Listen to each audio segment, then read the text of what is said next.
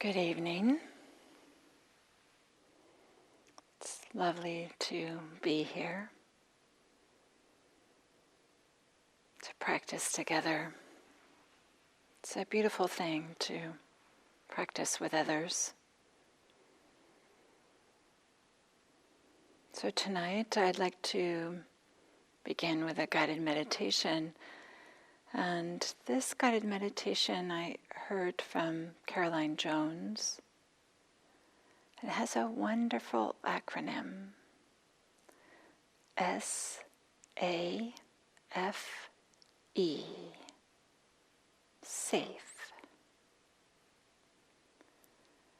And maybe that's appropriate. I'm talking about the refuges, and these days maybe some of us have a little bit of fear or unease. So maybe practicing with S.A.F.E is nice to do.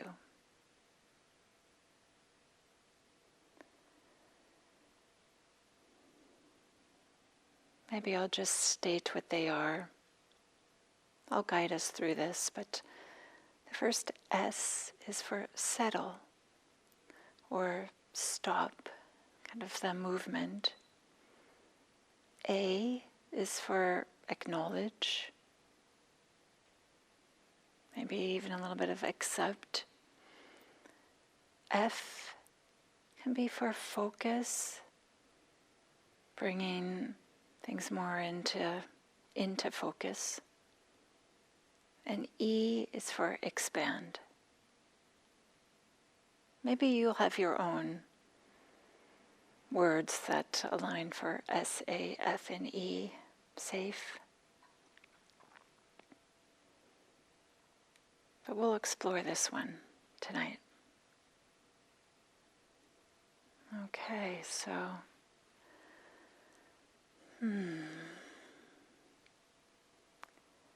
settling in as maybe like pausing and allowing the body to be still.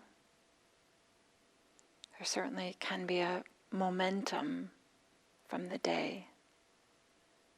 So here at the end of the day, or close to the end of the day, can there be a settling in, a stopping of all the going, doing, and arriving?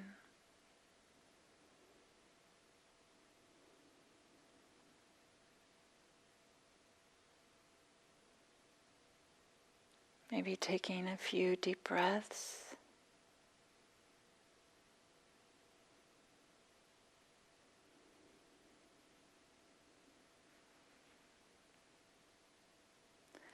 And perhaps on the out breath, just a little bit more settling.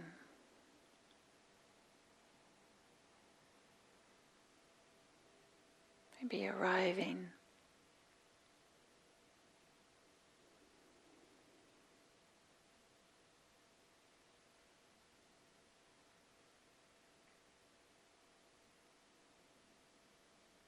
And then allowing the breath to return to normal, if it hasn't already.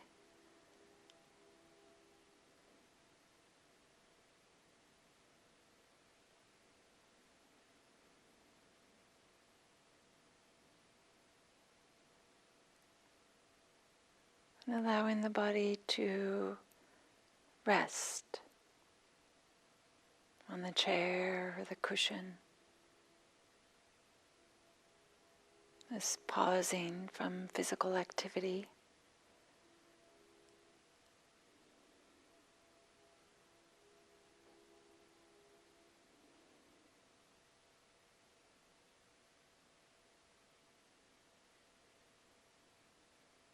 Allowing the mind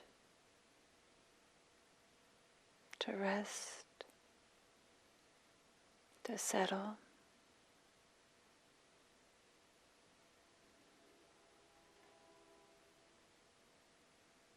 For the next little while, the mind doesn't have to figure everything out.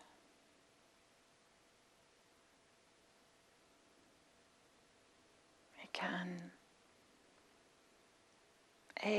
acknowledge, just noticing, acknowledging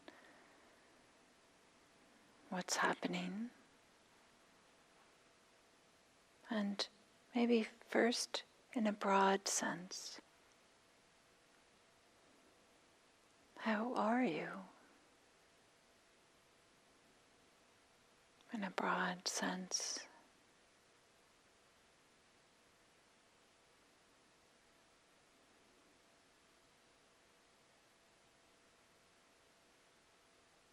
Checking in with your experience right now.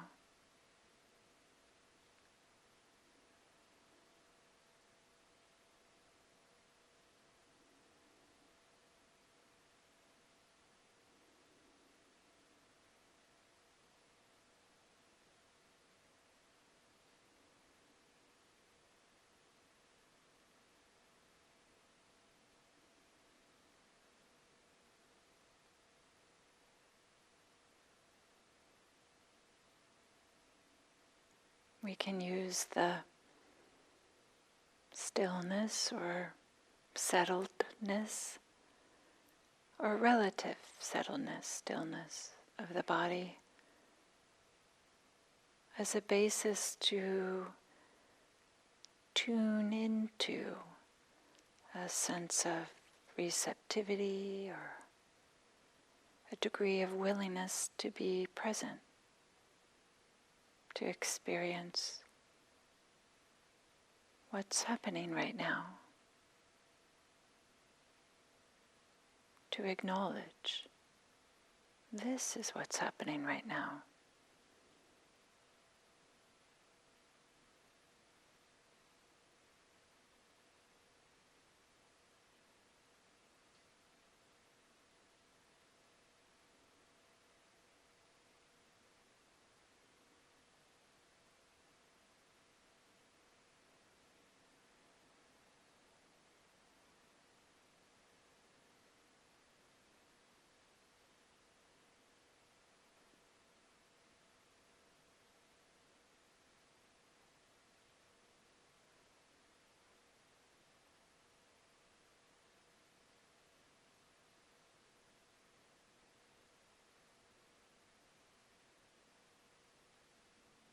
Without a pressure that things need to be different. Can we align ourselves with how it is now?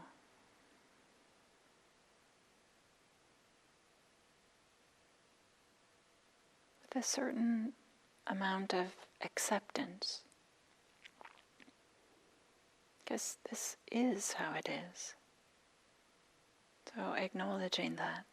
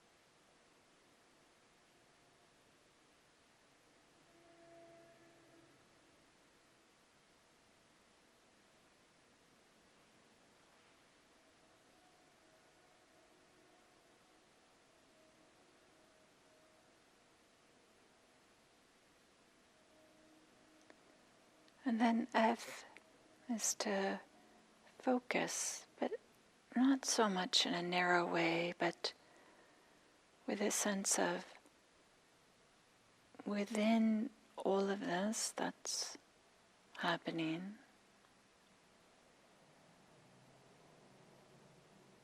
can we be receptive to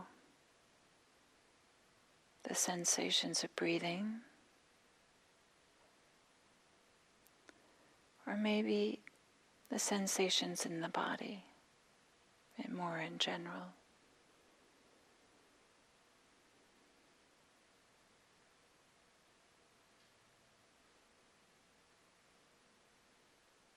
whichever is your practice.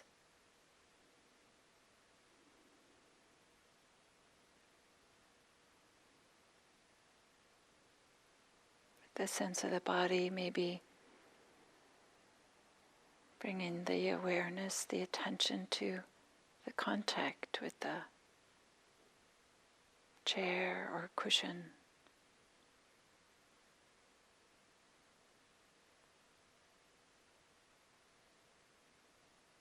The feet on the ground.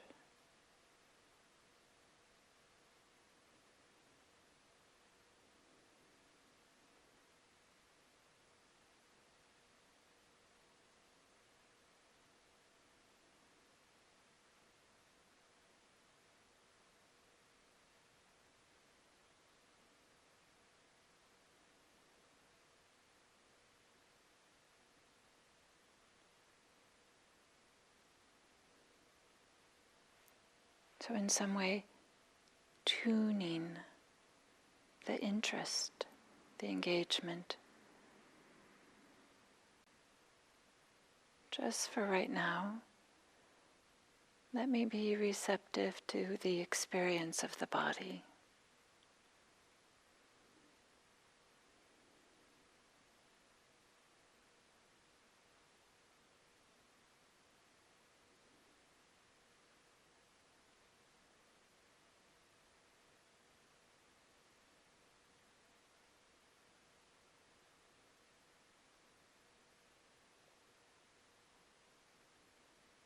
So focusing on the body in a really gentle way.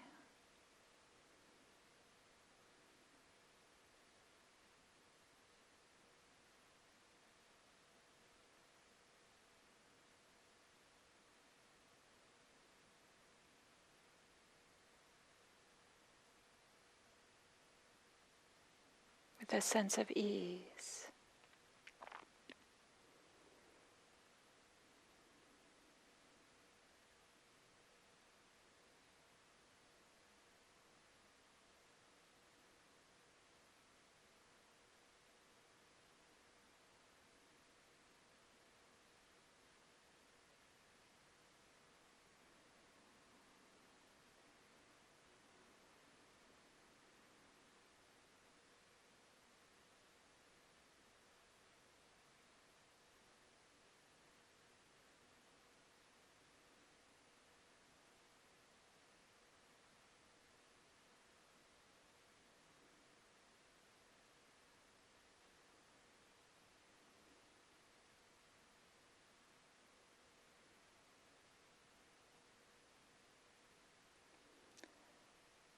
It's not so much that we're trying to push away other experiences, but saying, just for now, let's focus on the body. For example,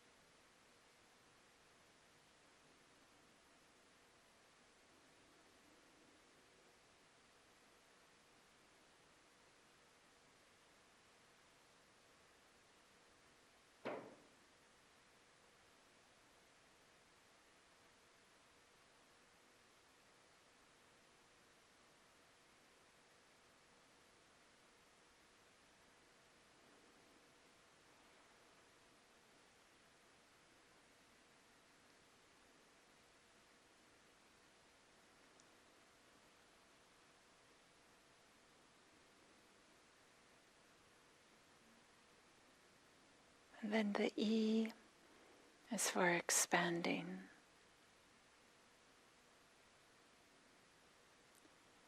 When you feel ready, gently letting go of that highlighted sense of the body and opening, expanding, stretching the awareness to the entire body and just a little bit beyond.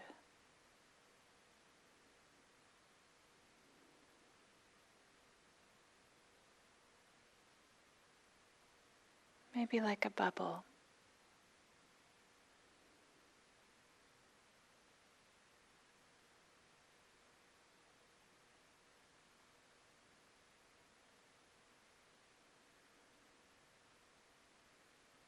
In a relaxed, easy way to expand the awareness so that it isn't collapsed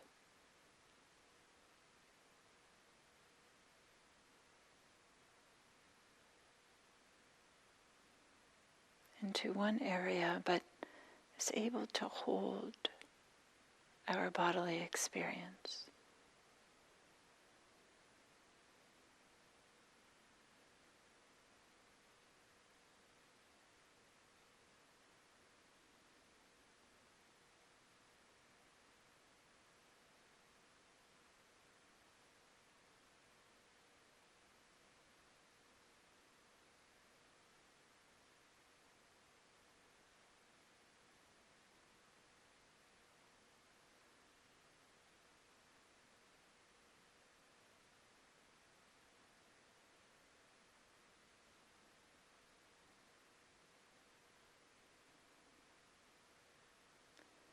Sometimes when there's something uncomfortable,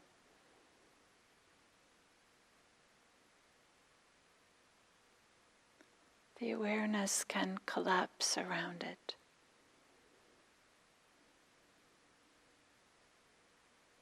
There can be more ease if we can expand the awareness, stretch it in some kind of way to include the whole body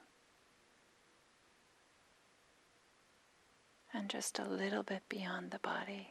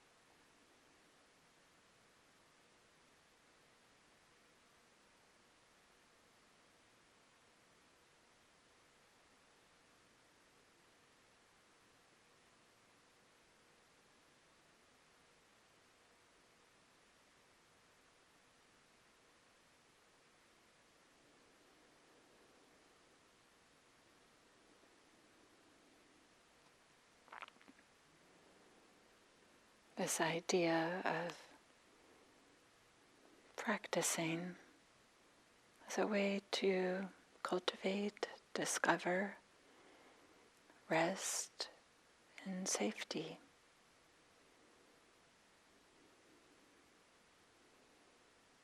Maybe it's a little bit contrived. To S for settle, A for acknowledge, F for focus, E for expand. And maybe it's also nice to acknowledge the potential for a sense of coziness or a sense of being okay, kind of relaxing into our meditation practice, and for it to be a refuge, for it to be a place of support. To support us so that we can help support others, so that our practice can be part of bringing greater and greater ease and peace to this world that needs a lot of ease and peace.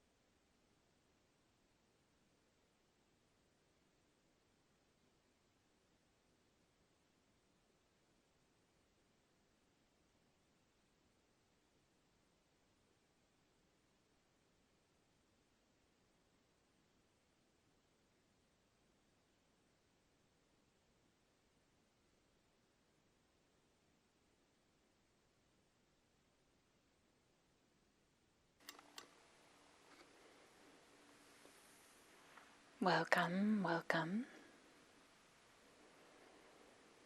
I want to say good evening because it's evening for me, but whenever you're listening to this, whether it's the morning, the afternoon, and wherever you are right now, welcome. So this is a talk tonight. It will be the second in a series that I'm doing on refuge. Just kind of exploring this topic, and I have to say for me it's turned out to be really tender, much more than I expected it to. Maybe in some ways we think like, oh, refuge and the Buddha, Dharma, Sangha, it's old or tired, or I've heard that a bazillion times. And for those of you who have done a lot of retreat practice, know that it's the custom to do the refuges at the beginning of each retreat, and there's always a little talk. So I want to keep it a little bit fresh and new and kind of explore this maybe in a little bit different way than perhaps we've heard it before. So last week was Refuge in the Buddha. Tonight will be Refuge in the Dharma. And next week will be Refuge in the Sangha.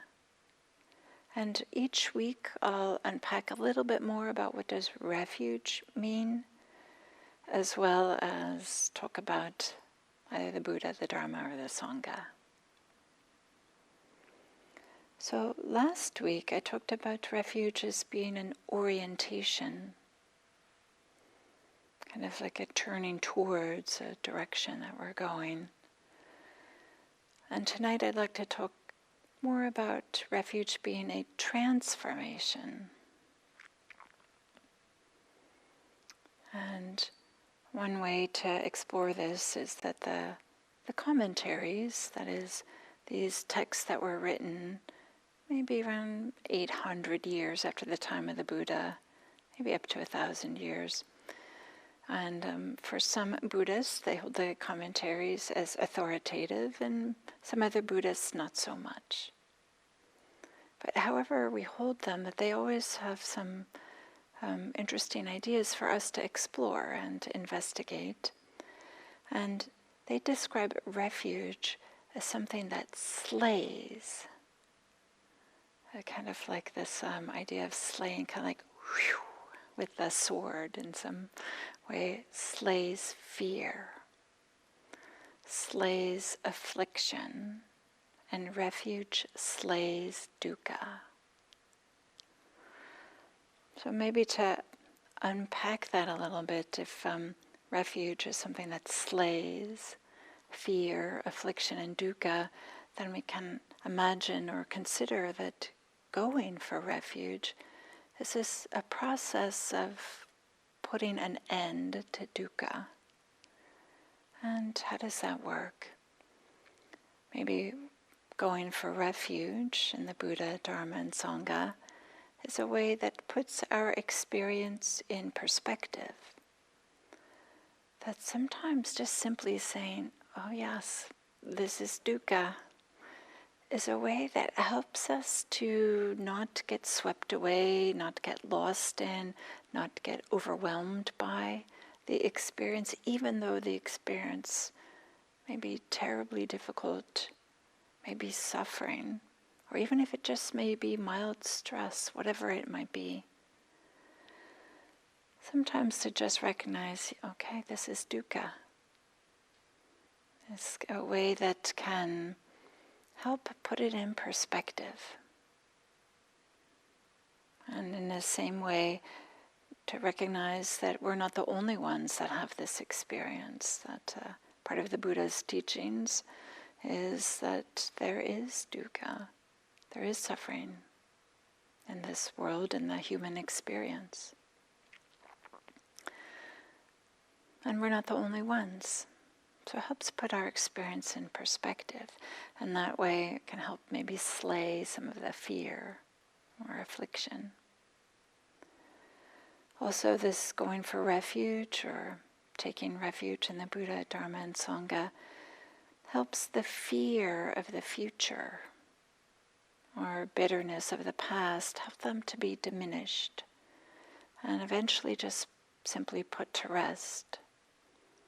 In the sense that with this practice we recognize that the role that conditions have, that is, we can put in place conditions that it's more likely that there'll be some ease and happiness in our future. We begin to understand, to behave ethically, to gain clarity, to understand ourselves better, is a way in which we can create a future that has more well-being and more ease. Not only for us, but for those around us, those we care about. If we're behaving ethically or if we're gaining some more clarity, some wisdom. So to take refuge in the Buddha, Dharma, Sangha is some way that we could have less fear about the future. And also we can start to understand the past. Oh yes, these were the conditions that were in place, and like of course things unfolded that way. I didn't understand things, or I felt overwhelmed by my experience, and I did the best that I could at the time, or maybe that person did the best that they could at that time, but they didn't understand or didn't have the capacity to hold things, so they acted out. So in this way, there can be less bitterness about the future, about the past, which can bring more ease, less affliction. And also if we're going for refuge in the Buddha, Dharma, and Sangha, there can be a sense of direction, or maybe even a sense of purpose for our life. And for some people, their Buddhist practice or the Buddhist teachings become like an organizing principle which helps them to make sense of their life and also help them to prioritize how they're going to spend their energy, their effort, their resources. Going for refuge can be a way and say, okay, this is important. This is what I'm going to do with my life. I'm going to support this. And in so many ways, having a direction for our lives, maybe even a purpose for our life to find greater and greater ease and freedom for ourselves and for others, can be a tremendous support. And maybe there can be some slaying around the affliction of this wondering, what should I be doing? Maybe the Dharma, taking refuge, doesn't give us the particulars in which ways we should be, the particulars of what we should be doing with our life or with this hour or with this day, this era, this season. But maybe it clarifies what we shouldn't be doing. Maybe it helps us to get in contact with what more our inner life, our inner experience, which makes it more clear what we should be doing or can be doing. So in some way we could say that's the way that the Dharma slays fear, slays affliction, and slays dukkha. But when we say the Dharma, what do we mean? So tonight I want to talk about two ways we can talk about the Dharma. One is as the natural unfolding of experience. And I'll unpack this a little bit. So that's kind of like just the natural laws, or sometimes when we talk about Dharma in this way, it's closely associated with the words truth or law or natural, something like that. And of course we can also talk about the Dharma as the teaching of the Buddha. And in this way, we can think of the Dharma as support. And the word Dharma is derived from the root dur,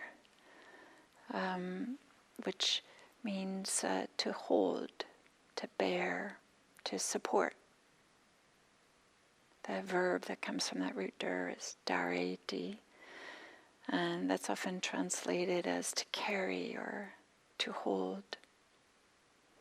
And for me, I like this idea of the Dharma being able to hold everything.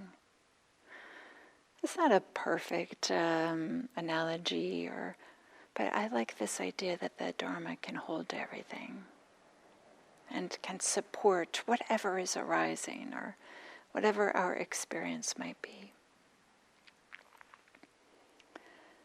So to begin with this idea of Dharma as the way things are, the truth, the nature, the law of things, there's this quote in the suttas that says, whether there is an arising of a Tathagata or no arising of a Tathagata, so a Tathagata is the Buddha, and this is the way that the Buddha often refers to himself. So when he's speaking, he refers to himself as the Tathagata. Whether there is an arising of a Tathagata or no arising of a Tathagata, that element still persists. The stableness of the Dharma, the fixed course of the Dharma. A Tathagata awakens to this and breaks through to this. So in this way they're saying that the Dharma is something that the Buddha awakens to. So these laws or truths or nature or reality or something like that. And then this sutta passage continues by saying, so a Tathagata awakens to this and breaks through to this, and having done so, the Tathagata explains it, teaches it, proclaims it, establishes it, discloses it, analyzes it, and elucidates it. So in this passage, so clearly the Dharma is more than just the Buddha's teachings. And maybe I'll talk from another passage that elucidates this or fleshes this out a little bit. Okay, if it's, what are these, some of these truths or laws or nature? And this is a story where there's a king. It's an elderly king, and he looks out and he sees that there's this monk, but he recognizes the person and knows that this person comes from a very wealthy and very high-standing family. And he's young, and this monk is very young. And the king is wondering, why would somebody who comes from this, has all the comforts of life, and with young, and has enough wealth to have whatever is available, and it comes from a well-respected family, why would a person like that ordain and become a monk underneath the Buddha? So this king goes to the monk and asks him. And the monk, Retapala, was pretty skilled, I would say, in the way that he responded to the king. And he spoke to the king using examples that the king could relate to. That is, the monk wasn't talking about renunciation, giving away everything. And the monk wasn't talking about these esoteric meditative attainments or anything like that. Instead, he used examples and language that a king could respond to, could relate to. So Retapala says, "Great king, the Blessed One, who knows and sees the fully awakened Buddha, has taught these 4 summaries of the Dharma. And it was after knowing and seeing and hearing these that I went forth from the lay life to homelessness." That's the expression when a monk ordains, is to go from the lay life to homelessness. And then of course the king wants to know, well, what are these 4 summaries of the Dharma that would cause this person to ordain and to go forth? And maybe I'll just say that I've been kind of playfully in my mind, I've been thinking about these, just batting them around as these 4 summaries of the Dharma as 4 laws of Dharma dynamics. In some ways, right, these are you'll see, they're expressing empirical facts.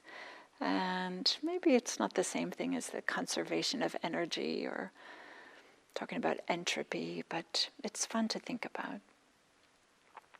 The 4 Dharma dynamics, 4 laws of Dharma dynamics are these 4 summaries.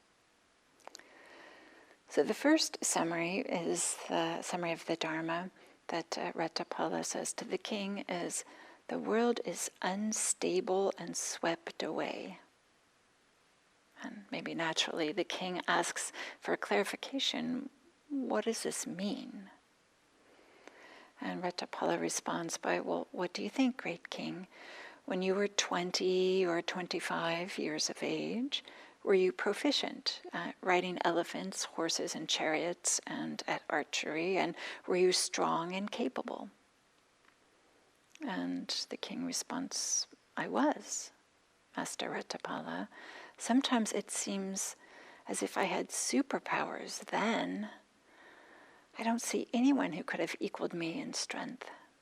So you can imagine, here's a king who's aged, and when he's looking back, maybe it feels like superpowers, what we used to be able to do when we were 20 or 25. And then Retapala asks the king, what do you think? These days, are you just as strong and capable? And the king responds, no. Now I am old, elderly, senior, and sometimes I intend to step in one place, but my foot goes somewhere else. In my mind, I'm kind of thinking like, whoop, just, it's true, right? That we're less steady as we age. And maybe we might think of this as one summary of the Dharma. The Buddha has said the world is unstable and swept away. Maybe we could understand this as that aging happens. Of course, no one gets younger as time passes. The passage of time is associated with aging.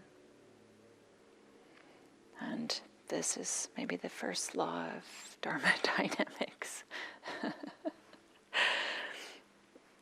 So the second summary that Ratapala gave to the king is saying is, the world has no shelter and no savior. And the king asks, what does this mean?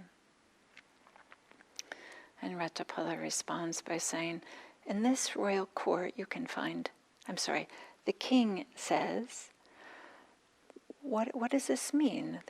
Can find no shelter and no savior.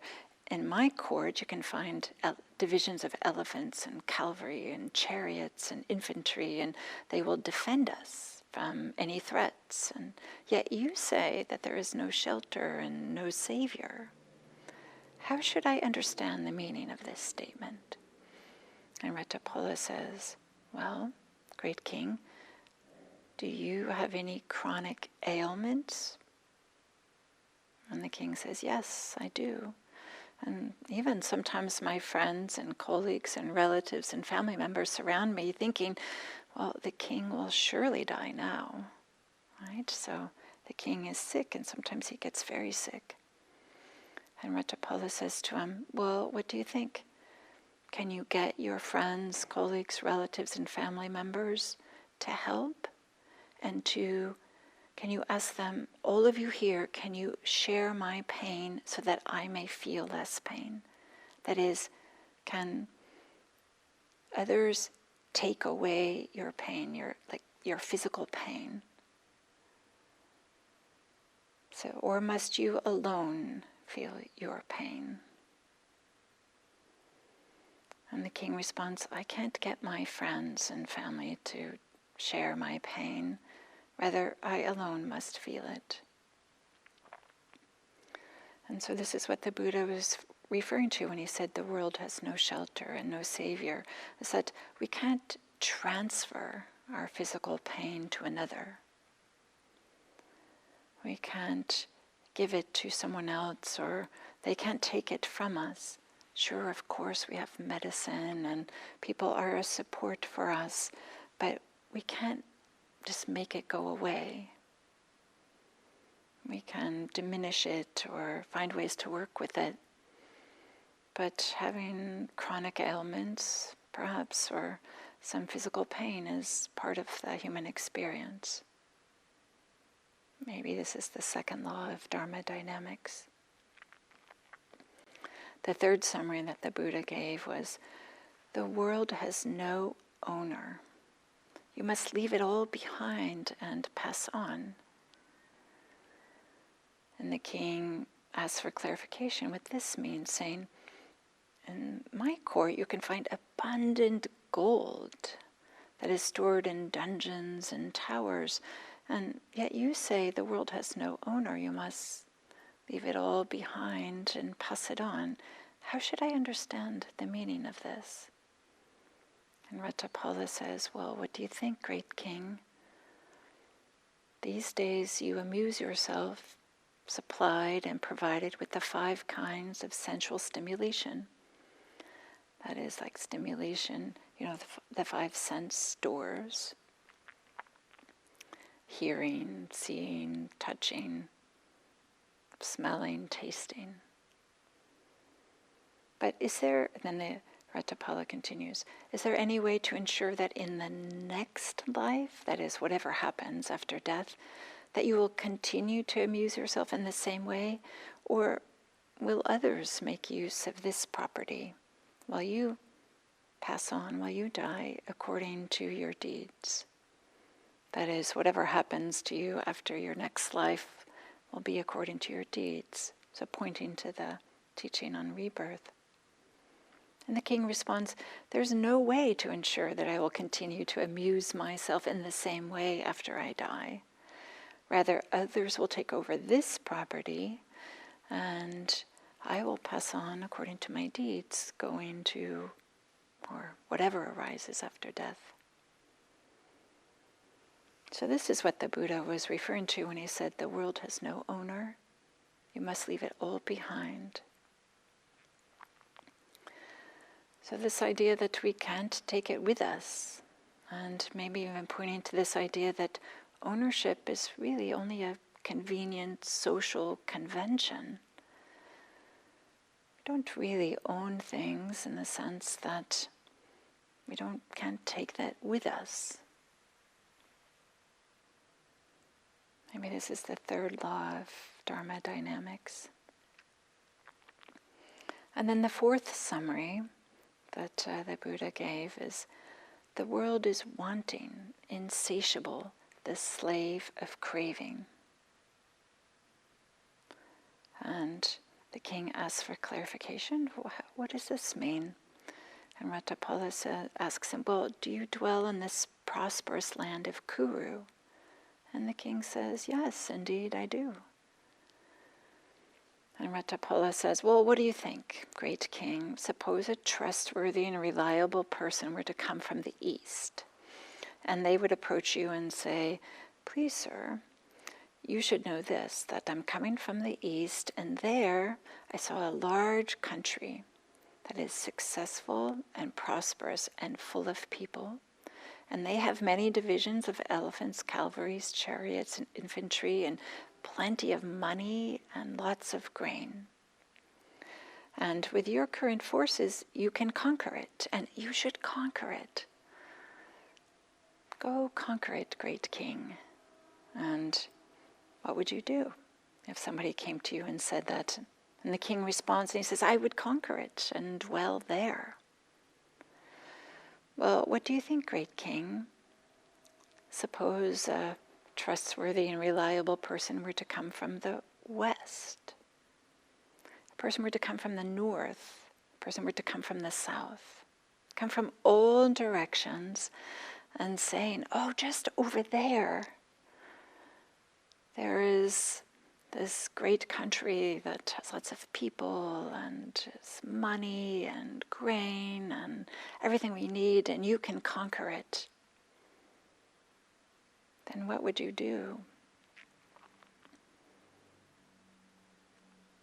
Well, so this is what the Buddha was referring to when he said the world is wanting, insatiable, this slave of craving.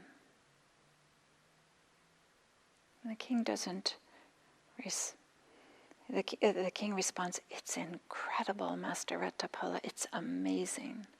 How well said this was by the Buddha, for the world is indeed wanting, insatiable, a slave of craving.